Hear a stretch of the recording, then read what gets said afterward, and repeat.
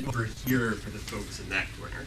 I'm going to talk about topic models as one way of dealing with large text data. But we're going to see that topic models aren't one size fits all. Like any sort of automated technique, it makes mistakes. And I'm going to talk about a way that we can improve topic models and make them more fit for human consumption. So this is making topic models more humane. And then I'm then going to talk about a downstream application of topic modeling for looking at influence in political dialogue. So this is making topic models more human. And that'll become clear once I get there. So let me just say right off that please interrupt me if you have any questions. I'll try to pause and ask for questions, but if you have questions, do interrupt me. I know this is a very diverse crowd, and so if something is unclear or you want to linger on something, please do interrupt me, and I'm happy for diversions. Okay, so first, what are topic models? Okay, so suppose that you have a large number of documents, like all of the articles published in the New York Times over the space of a decade, and you want to know what's going on. You obviously don't have time to do a close reading, and topic models are one way that you can figure out what's going on in these large collections of text without poring over every document.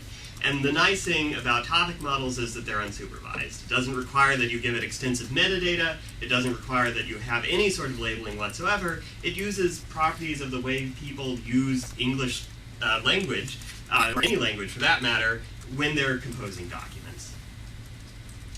And so, at a black box level, topic models take as input a bunch of documents, which are just words clumped together in some way into something that you call a document.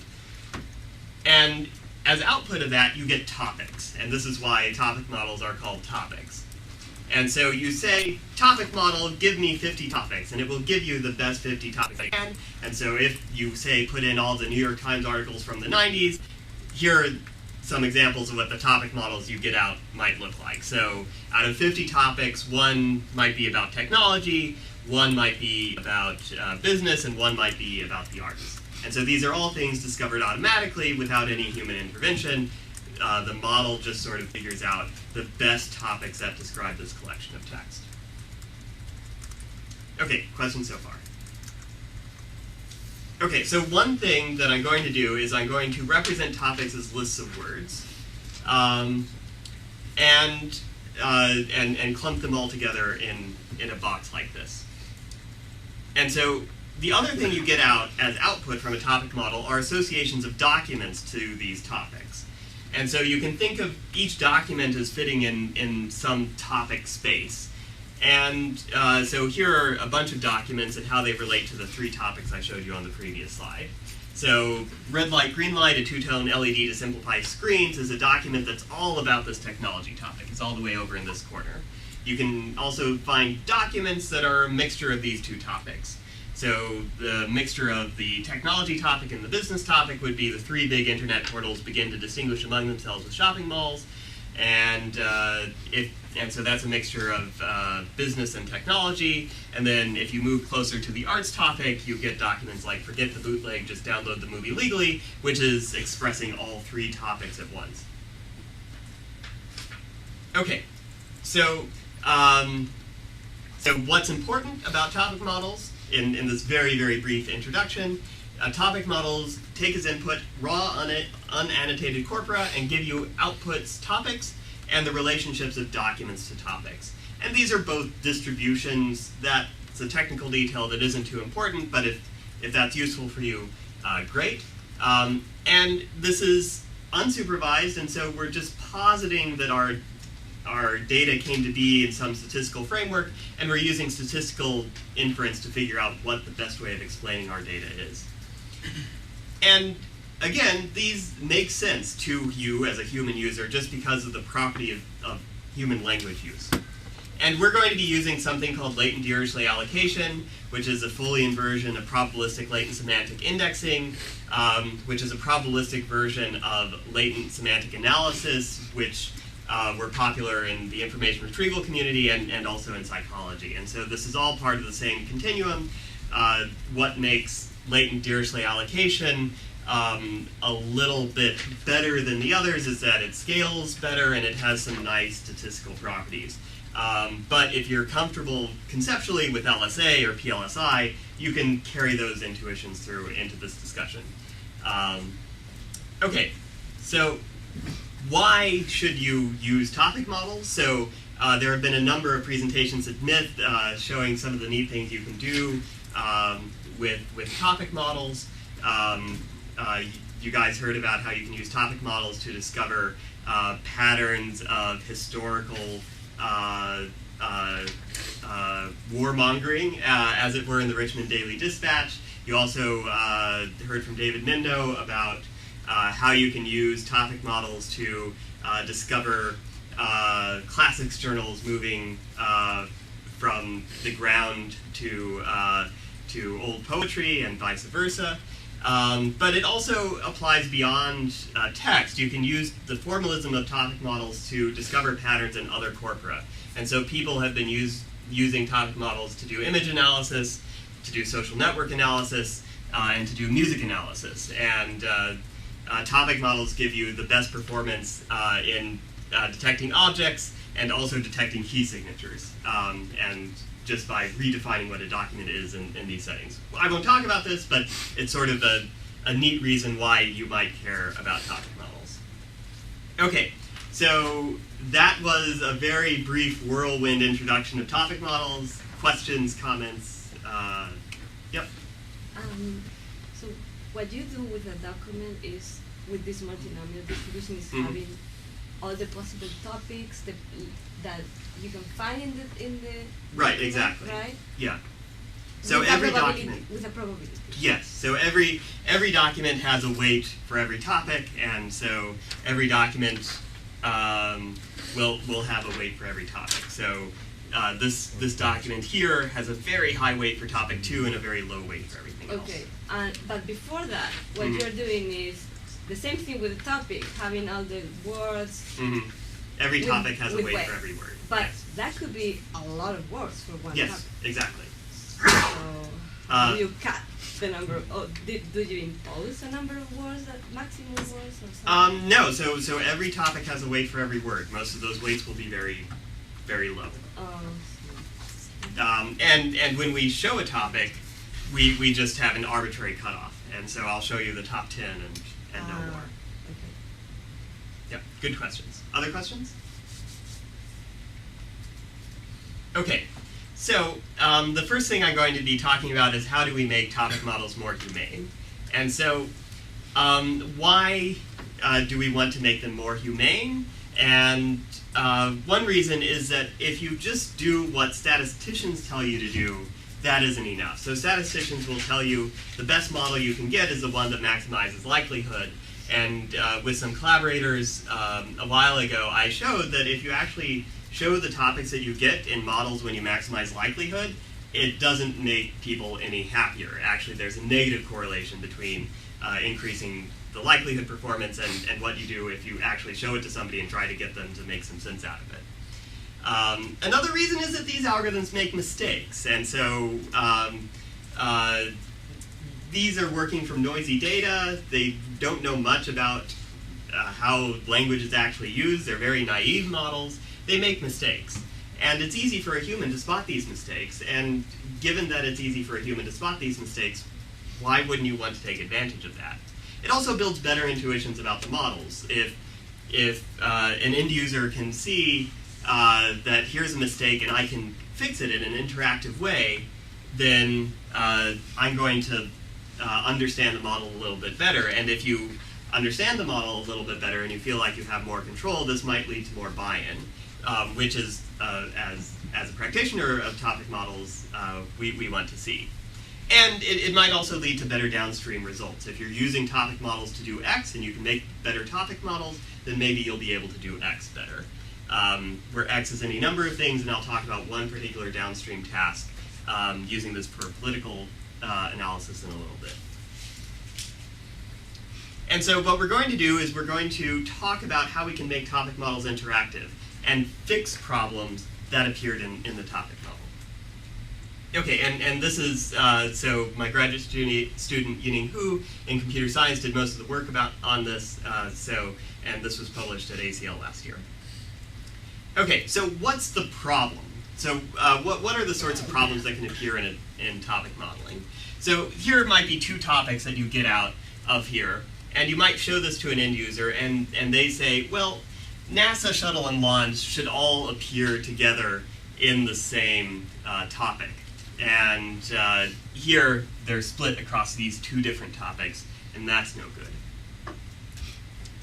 Another problem is the reverse problem, that you might show this topic to somebody and they say, well, there are really two things going on in this topic, that isn't right. And this actually comes from real data. So this is one topic from a 700 topic analysis of NIH grants, and we showed this to a program manager at NIH, and he said, well, this doesn't make any sense. There's some stuff about the bladder and the urinary tract, and then there's also the spinal cord injury stuff.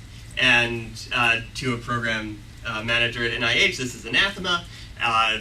These things should not be together, and if a model gives you this as output, it's wrong. And he would and he wanted to throw away the model at this point, just because it made this, at least to me, a fairly trivial error. And so here are the problems that can happen when you're doing these topic modeling approaches, because topic models are pretty naive. Okay, and so how can we fix this? And so how can we fix this? So knowing how to fix this begins with understanding where the errors come from. In regular topic modeling, you just have a distribution over words. And the algorithm doesn't know what these words mean. These are basically numbers to it. Each word is a distinct number, and it knows nothing about the meanings of these words or anything else. So what we're going to do is add a little bit of information to the model that will fix these problems.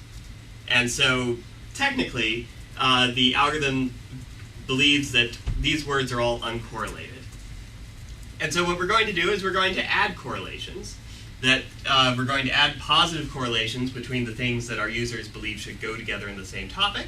And we're going to add negative correlations between the things that our users believe shouldn't be in the same topic. So a negative correlation between spinal cord and bladder, and a positive correlation between NASA, space, and shuttle. Okay, questions so far?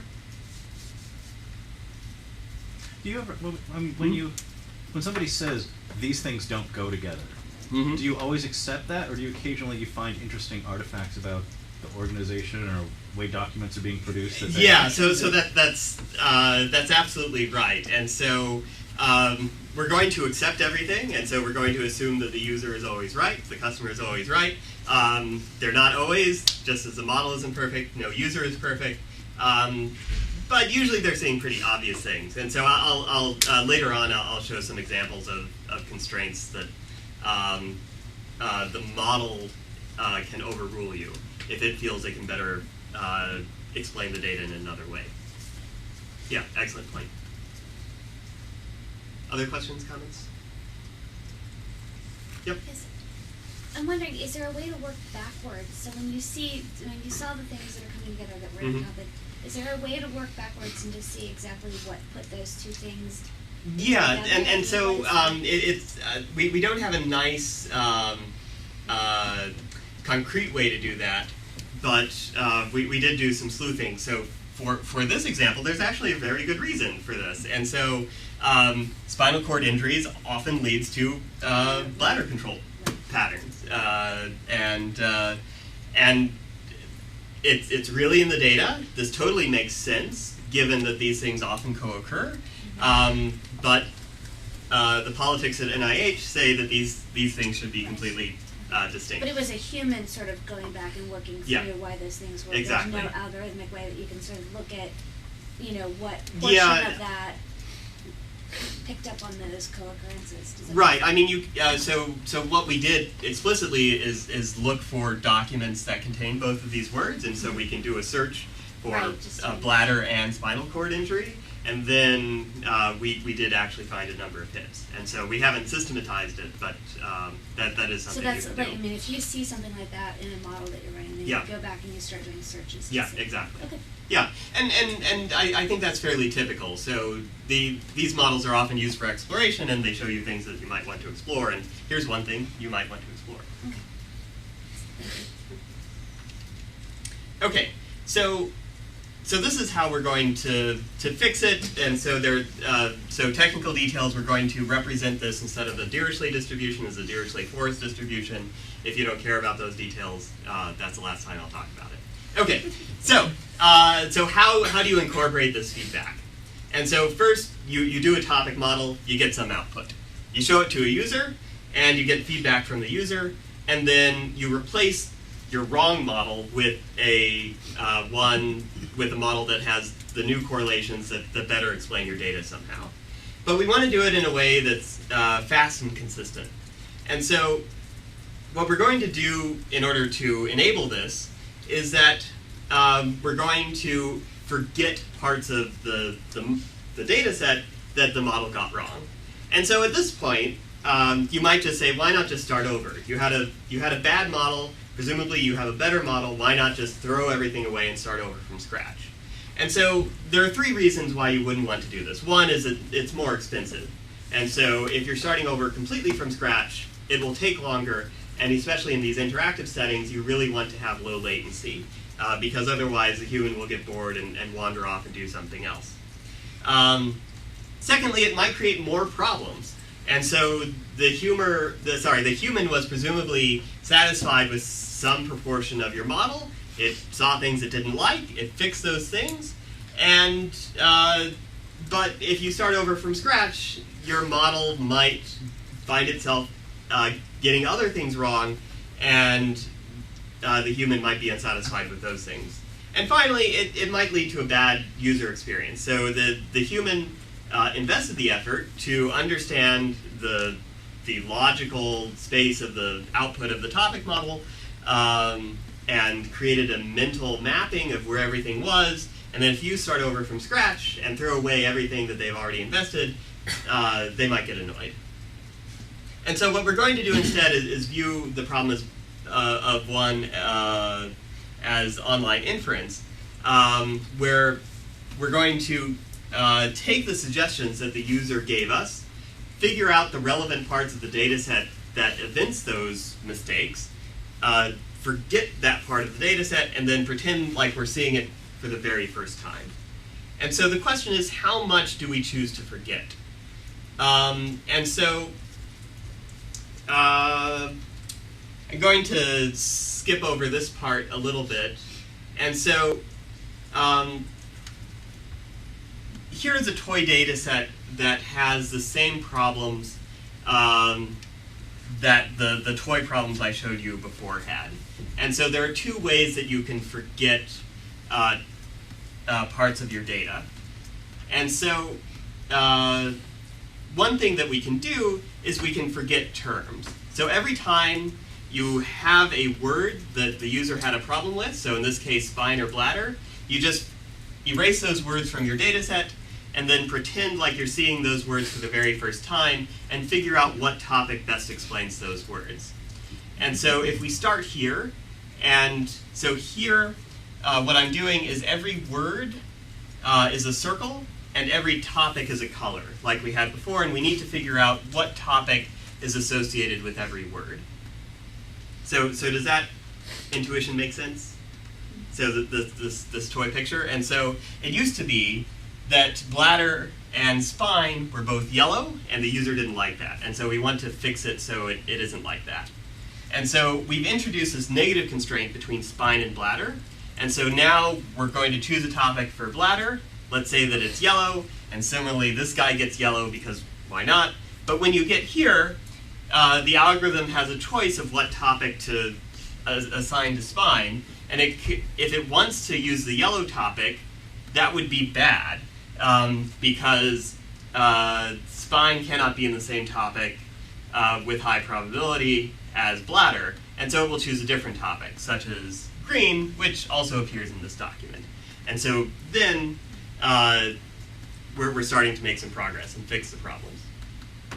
Another thing we can do is we can forget every document that has one of the terms that the user had a problem with. So in this case, NASA and shuttle, the user thought these words should be together, but they actually aren't. And so now when you go through and start assigning topics, given that you had NASA in here already assigned to the blue topic, you're going to be much more likely to also give it to the blue topic when you see shuttle, and so on. And then when you get to this document, there's no reason to prefer the blue topic over the red topic, so you can still be consistent within this topic and label everything red in this document. Okay, so that's how we implement this guy.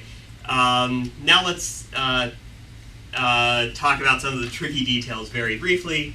So one, what happens when a user gives you overlapping constraints? So you have constraints with words that appear multiple times. And so one question you can ask, are the positive correlations transitive?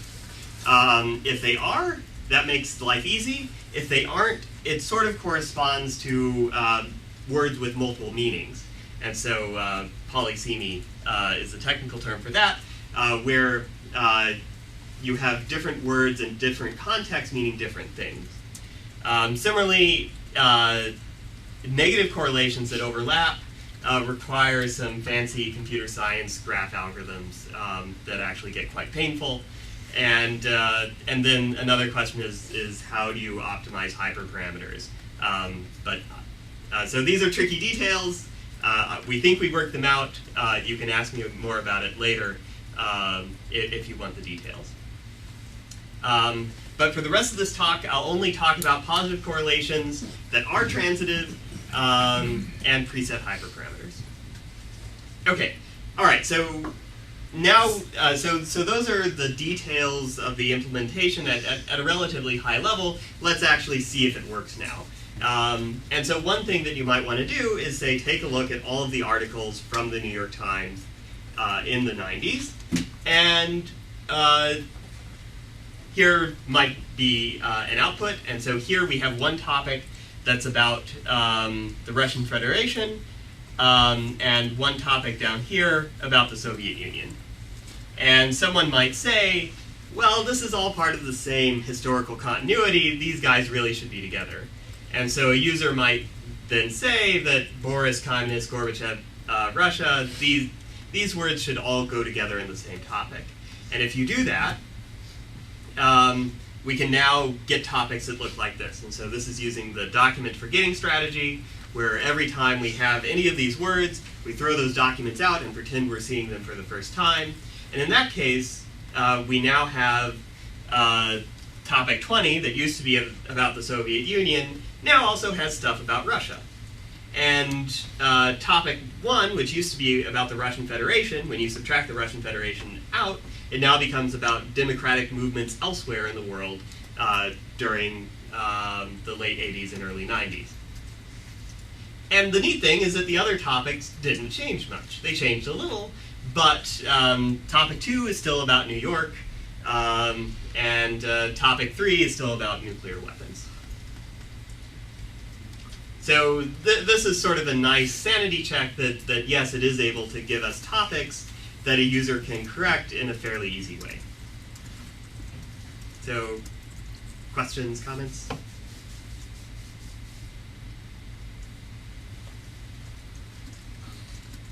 I guess one question I have is, this model seems to suggest a kind of impressionistic way of Yes. constructing the topics. Yes. Is there any more like rigorous exercise one can use to get to your topics, or is it, oh, this sort of looks like that, and maybe I'll put this here? Yeah, and so there are some ways to do that. One way that you can do that, so that's actually a good segue. So one way that you can do that is if you have some labels, you can figure out words that correlate with those labels. And so, so for example, if you take the 20 newsgroups data set, this is a bunch of newsgroups from the 90s, and these are labeled in some way, and you can calculate words that correlate with each of these labels. And so, for example, the label soc.religion.christian you get words like Catholic, Scripture, Resurrection, Pope, Sabbath, Spiritual, Pray, Divine, yada yada. And then you can use that to build your constraints. And so this is something that we did to sort of simulate a user. And so this is, we wanted to do this as an experiment, but if you, the user, wanted to do this, this would be a perfectly valid way to do that. And so here the idea is that we want these topics to be able to match these labels. And so we built a machine to try to do that automatically, and the lower the error is on this task, the better, presumably, our constrained topics are doing. And so, so lower error is better. And so we ran some experiments, and the document for getting strategy seems to be doing the better. Doing better than the other approaches, and it's beating out sort of the naive things if you don't do anything. Okay, so one other thing that we wanted to do is, so these are sort of either contrived or very controlled experiments. What happens if you let this loose in the wild? And you ask random folks to improve your topic. So what we did is we built a little web app, put it on Mechanical Turk, kind of described the problem and had people go crazy on it, and do whatever they wanted. And so we threw this out there. This was the 20 newsgroups data set. They could add constraints, then rerun the model. They could also delete existing constraints, and so play around with it, either adding, deleting constraints, adding words to existing constraints, and so on. And so we ran the same experiment, so without generating the constraints in this formal way, but instead just letting users do whatever they wanted, and the best users were able to drive down the error from where they began. So their mental model somehow matched the 20 newsgroups categorization, and they were able to push the model in a direction that better captured the underlying labels without knowing what those labels were. And we can also look qualitatively at what people did. And so some of the suggestions that people gave were inscrutable. So better people write take things was one constraint that we got. FBI let says. These things don't necessarily make sense in what we were thinking, but this is something that people did. Other things that we got were collocations. And so some of those collocations made sense from a topical standpoint. So like Jesus and Christ makes total sense. Solar sun, yes. Even number, book list, not so much. But these are things that people did. Another thing that was interesting is that people sometimes put common instances together, and this drove the model to discover obituaries and mailing list membership posts.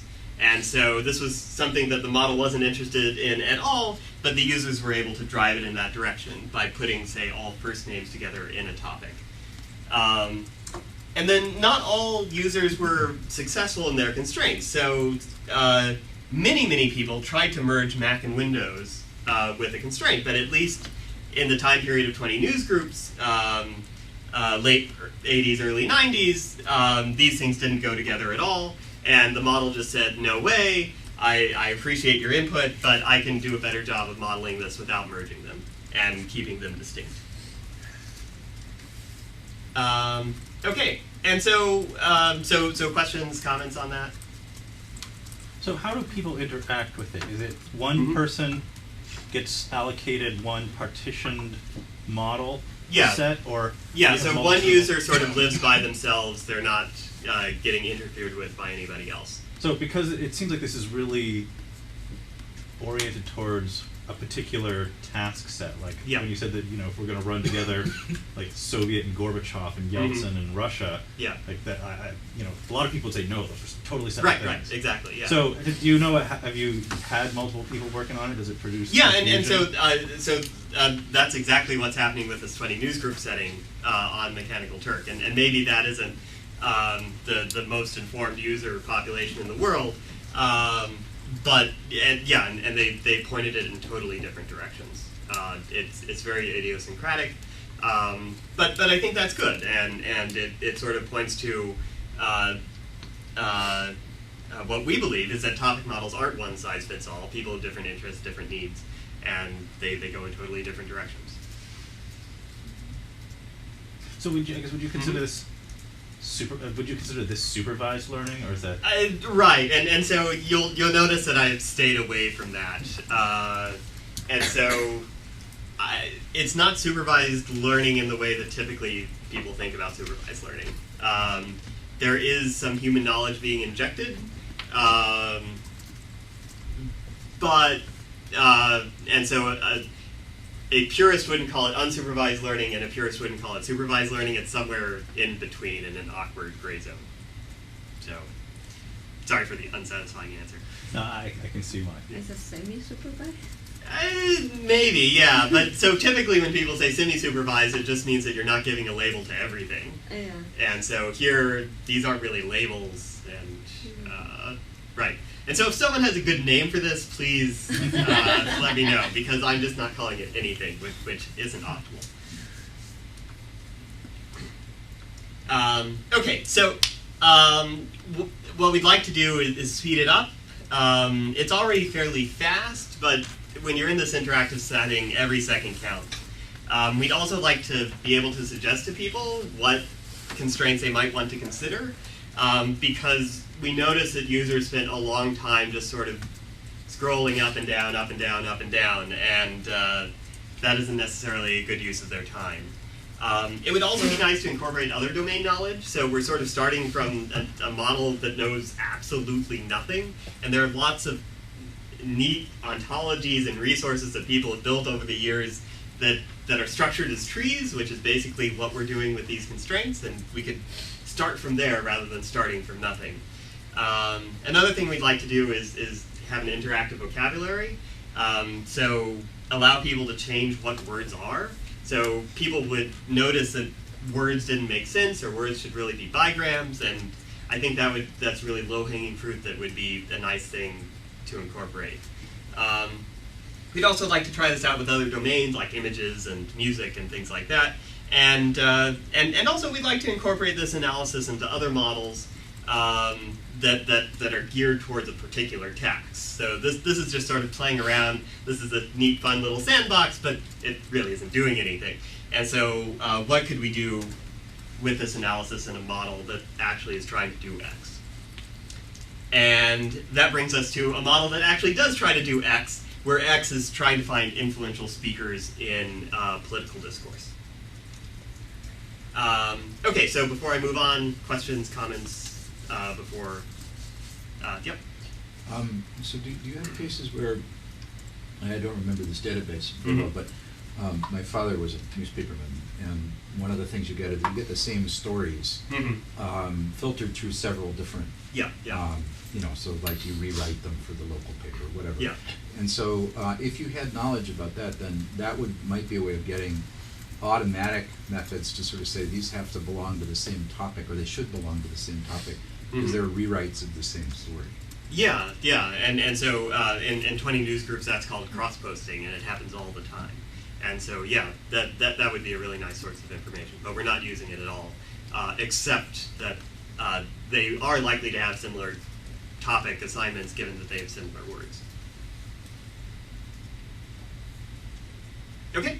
So, so moving on to finding influential speakers. So this is work primarily done by An Nguyen, also a computer science graduate student, and this will appear at next year's ACL.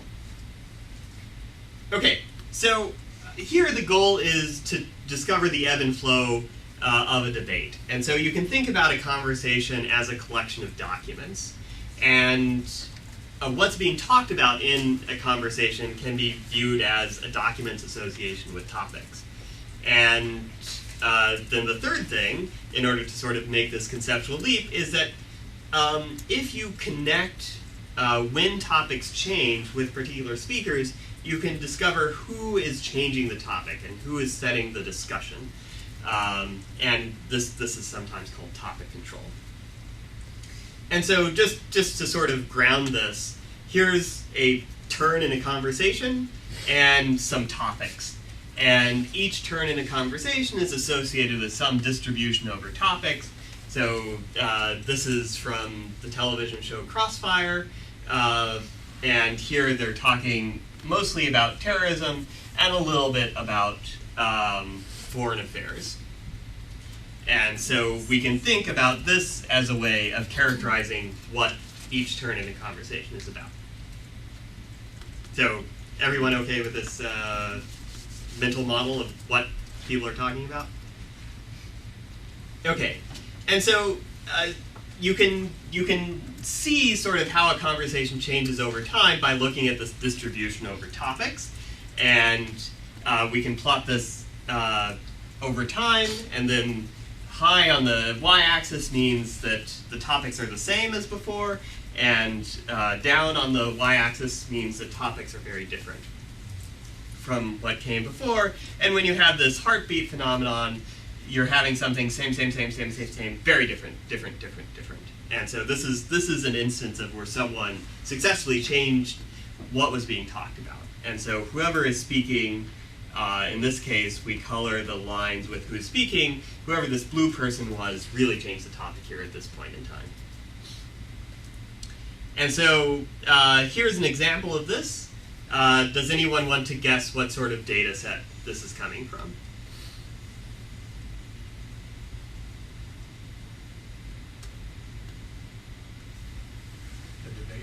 Yes, so, and there are a couple of clues that you can see about that. There are 3 different colors, and a lot of different topics are being talked about, and not very long do you stay in a single topic. And so in this case, this is the 2008 vice presidential debate. Blue is Gwen Ifill, the moderator, green is Joe Biden, and red is Sarah Palin.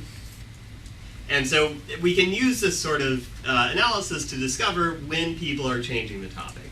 And so, so here we're zooming in on one section here. So here, Gwen Ifill in blue is introducing a new topic. Senator Biden, you voted for this bankruptcy bill, yada yada. And then Biden talks about the bankruptcy bill. He's on topic.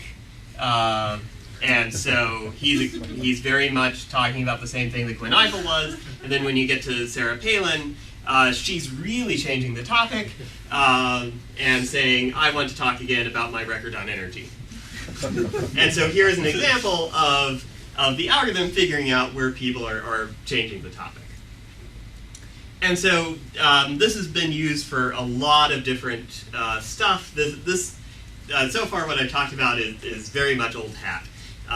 It's been used for a lot of tools, a lot of meta-analysis. It's very well studied. But what hasn't been studied so much is that traditional approaches only care about what's being said and not who's saying it. And this is something that we wanted to change. You can build models that care about who is saying what, and that's what we're going to do. And we're going to show that it does actually help you do a better job of detecting when topics are changing.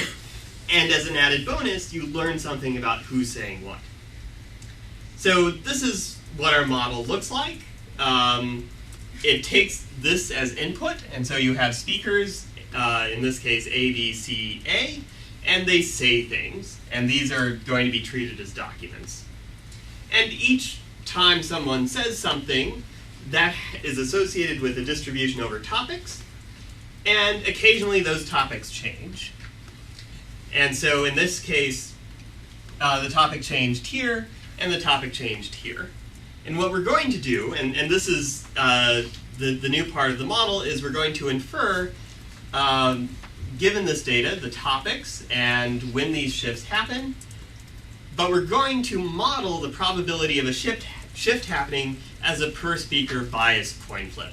So every time you speak, you have your own personal topic shift coin. You're going to flip that. It's going to come up heads with some probability, and if it comes up heads, you're going to change the topic. And that's a way of associating people's ability or propensity to change the topic with their identity. And notice, or I should note at least, that we're not modeling people's propensity to speak about certain topics. So I might like talking about the economy, and someone else might like talking about defense. We're not modeling that, we're just modeling how often I like to change the topic, given that the conversation is talking about something else before. Okay, so questions on the setup? Yep. Well,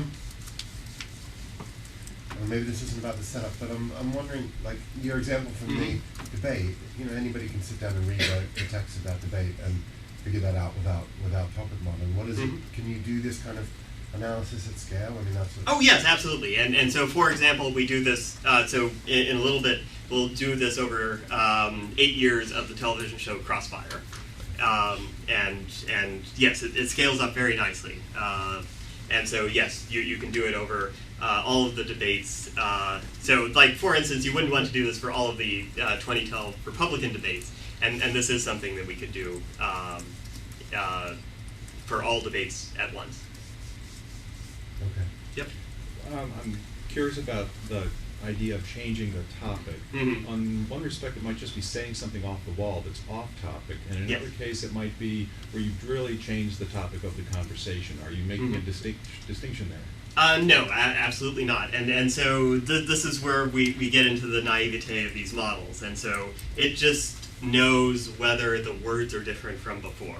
And so,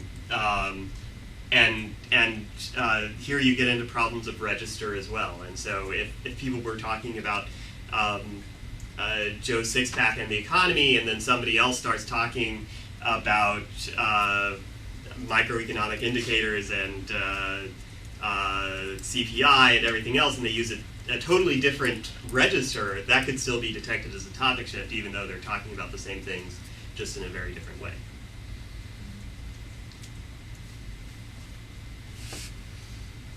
Okay, so this is the setup. Now let's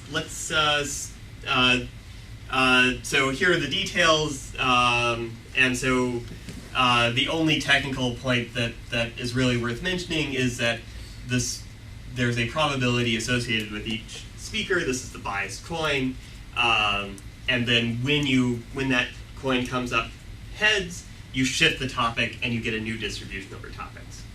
And otherwise, you just keep the same distribution over topics as before. And so some details is that we're not assuming that we know the number of topics, but it's easier to talk about it in a talk format. If we do assume that the number of topics is fixed, documents share topics so that once you're in a document, you're more likely to return to things that you talked about before. And this is similar to the previous state-of-the-art model for this, except that we have this notion of speaker identity, and they did not.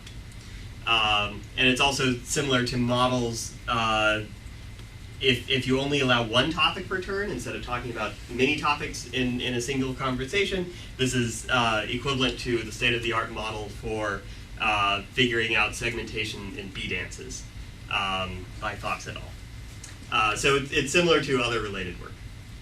And so what we're going to do is we're going to look at 3 different data sets.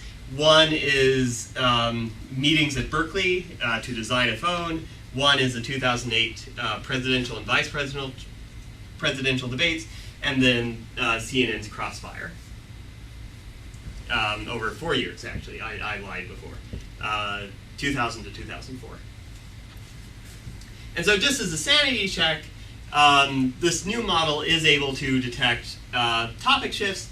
And so, for example, without knowing anything about the English language, it's able to detect these as topic shifts, and you have these nice discourse markers to sort of confirm that these are actually topic shifts. But it can also detect more subtle topic shifts, such as these guys from Crossfire, where people are very subtly changing the topic, either talking about limited government, or talking about the environment, or talking about states' rights, instead of what was being discussed before, without any explicit discourse markers, but they're nonetheless changing the topic. And so we can also validate this quantitatively. Just adding in this notion of speaker identity is able to beat the previous state of the art at unsupervised topic segmentation. And so here, lower is better. These are all notions of distances somehow, and our model down here at the bottom, the speaker identity for topic shift, is doing the best in most of these cases, either the non-parametric version or the parametric version. So this is all very nice, and this causes natural language processing people to care about this model. But what we really like about this model is that it also tells you something about the people involved in the conversation. So before you were just getting these nice segmentations, but now we're learning each individual's coin for determining how likely they are to change the topic. And so we can plot that. So here the 2008 debates, and here are all of the speakers in the 2008 debates and their topic shift propensity. And so this is just a probability that they're going to change the topic. So, too early for that. A nice sanity check is that the moderators, so Brokaw, Lehrer, Schieffer, they all have a higher topic shift propensity than the people they're moderating. And so if they're serving as the moderator for Obama and McCain, then yes, in that social circumstance, they should have a higher topic shift propensity. But you also see some interesting things. So Eiffel is the moderator for Palin, and their topic shift propensities are virtually identical. And so their error bars overlap substantially. And this actually corroborates some quantitative conclusions drawn by the media during that time. So Eiffel's questioning and moderating was, as the Atlantic's James Fallows remarked, terrible. She asked open-ended, utterly predictable questions which presented very little challenge to the candidates. But even more important to the McCain campaign strategy, Palin was able to simply ignore the questions and recite her talking points. And so here is a quantitative backing out of this sort of assessment that Eiffel and Palin in this debate were really comparable, even though Eiffel should have been the moderator and thus had a higher control of the topic. And so I'm not making any judgments about this. This is just what the model is able to uncover. So questions or comments? Were there any unpredictable results? I mean, these things are nice and affirming because they were predictable, but... Yeah, okay, so for the more confusing stuff. All right, so the more confusing stuff happens when you get to Crossfire. And so here, some nice things that are confirming is that the hosts, which have the single dagger, seem to have a high topic shift propensity. So these are the top 18 speakers in terms of the topic shift propensity. So the hosts, single dagger, and the people who appeared a lot in news clips, the double dagger, Gore and Bush, all had high topic shift propensity. And so that's affirming. And then we saw this pattern that we didn't expect on the other side. So what we thought we were going to see is that sort of the quote-unquote blowhards, the very extreme people, were going to be the most effective at changing the topic. What we see instead are these very moderate people, or sort of the middle of the road people. And so you have Kasich, a Republican governor of a swing state who opposed the assault weapons, who supported the assault weapons ban, rare for a Republican. Christine Whitman, a Republican governor of a very blue state. John McCain, who at least 2000 to 2004 was viewed as a moderate. And so these are all very moderate people. This does not match up with our intuitions. And maybe we just had bad intuitions. And so this we felt was a little odd. Be interesting to see it run against types of people. So do politicians change the topics more than accountants do? Yeah. And if you have a data set where you have politicians talking to accountants, I would love to get my hands on it. Mostly that's done in court. Right, yeah.